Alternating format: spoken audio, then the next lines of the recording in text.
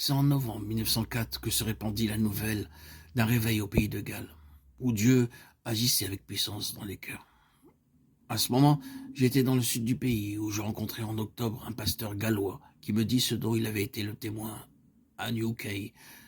Je rédigeais alors un article que j'envoyais au journal Life of Faith, article intitulé « Un nuage, grand comme la main ». L'article parut le 9 septembre. Le 30, j'en envoyai un autre intitulé « Le réveil au pays de Galles ». Par la suite, je rédigeais chaque semaine pour ce journal des nouvelles du réveil. Celles-ci éveillèrent un profond intérêt dans le monde entier, ce dont les lettres reçues font foi. Des demandes nombreuses, pressantes, me parvenaient demandant que je publie un recueil de ces articles. C'est pourquoi je publie une première série sous le titre « Le point culminant de la vie de résurrection ». Je ne crois pas utile de donner ici l'historique du réveil et des événements qui le signalèrent. Aujourd'hui, on trouve ces détails en d'autres publications, mais vers la fin du réveil, Dieu donna des messages directs aux âmes réveillées, messages pour la croissance du corps de Christ. Ce sont ces messages donnés par l'Esprit de Dieu pendant ces 3 années, lesquels messages répondaient aux besoins de l'Église, que Jesse Penn Lewis publie ce recueil. Ils sont toujours nécessaires aux vainqueurs, à ceux qui vont de l'avant avec Dieu. Je me fais ici un plaisir de vous transmettre, vous communiquer ces messages vivants, donnés par Jesse Penn Lewis. Comme dans les prochains audios, bien sûr, les messages vivants de Baxing, frère Verbon, Austin Spark, Watchman Nee, tous ces hommes, ces messagers de Christ, qui m'ont inspiré, porté et transformé ma façon de voir et de lire et de vivre l'Évangile. Il est important de bien comprendre le degré de l'expérience chrétienne dont il est question, car la vérité hors de la place qui lui convient peut être nuisible.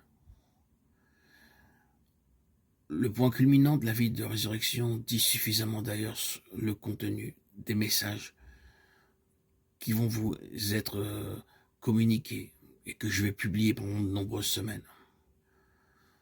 Cette vie de résurrection, cette conformité avec Christ en sa mort est le degré ultime qui permet d'avoir part à la vie du ressuscité. Effectivement, porter toujours en son corps la mort de Jésus est un aspect de la croix. Ce n'est plus celui que donne le 6e chapitre de l'Épître aux Romains, mourir au péché, parce qu'on a fait sienne la mort de Jésus, le substitut pour le péché. Cela doit avoir été fait de façon définitive, décisive. Il faut se considérer comme mort, pas comme mourant, et compter sur l'Esprit de Dieu pour qu'il rende inébranlable, active cette décision. Ferme sur cette base de mort avec Christ, le croyant découvre alors que la domination du péché est brisée. Vivant pour Dieu en Christ Jésus, il a une nouvelle création. 1 Corinthiens 5, 17. Uni au Seigneur, il est avec lui, un même esprit. Sa vie est cachée avec Christ en Dieu. Bien fondé sur la base de la mort au péché, comme sur un roc, Romains 6, 6, 11. Le croyant dont la vie est cachée avec Christ en Dieu entre dans la communion de ses souffrances, rendu conforme au Seigneur en sa mort. Il participe à la vie de résurrection. La vie de ressuscité se manifeste en lui et par lui atteint les autres. La vie de résurrection dans le racheté. La mort agit en nous et la vie en vous, dit l'apôtre 2 Corinthiens 4, 12. Il est essentiel que le croyant discerne ces divers aspects de la croix. Mourir au péché avec Jésus qui meurt pour le péché, être rendu conforme à Jésus en sa mort, devenir participant de sa vie de résurrection.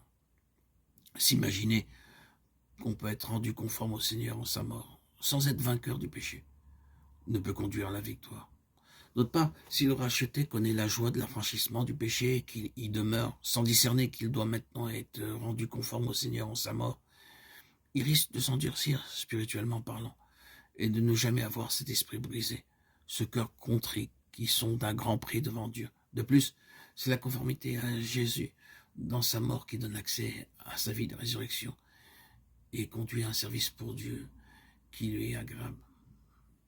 Il est non moins important de comprendre que cette mort au péché, Romains 6, cette conformité au Seigneur en sa mort, Philippiens 3,10, ne doivent pas être quelque chose de spasmodique, mais de vécu continuellement.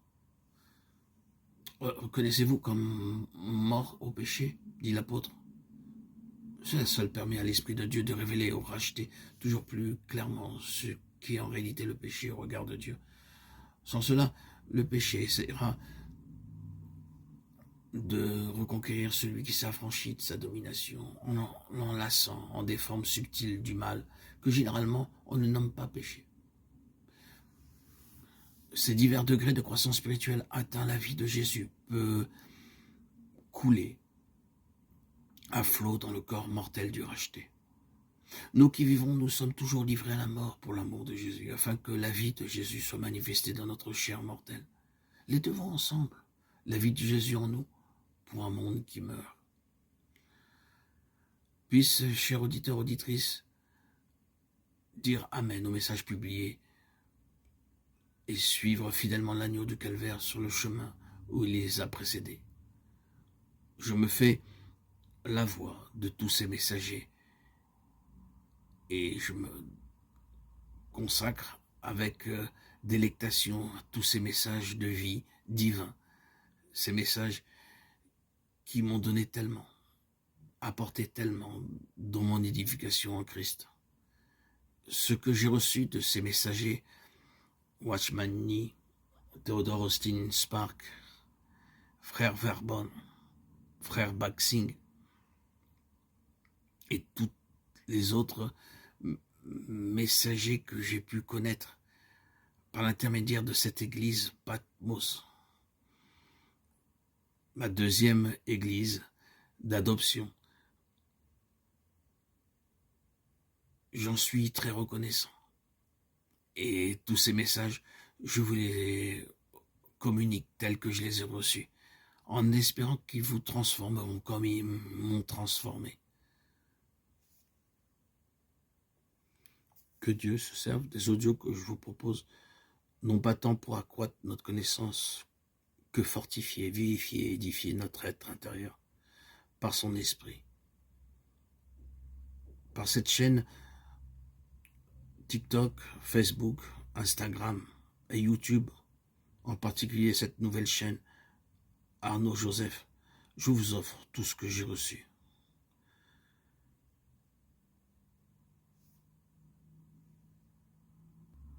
Je te remercie Seigneur, Jésus, Yeshua, Melech HaMashiach.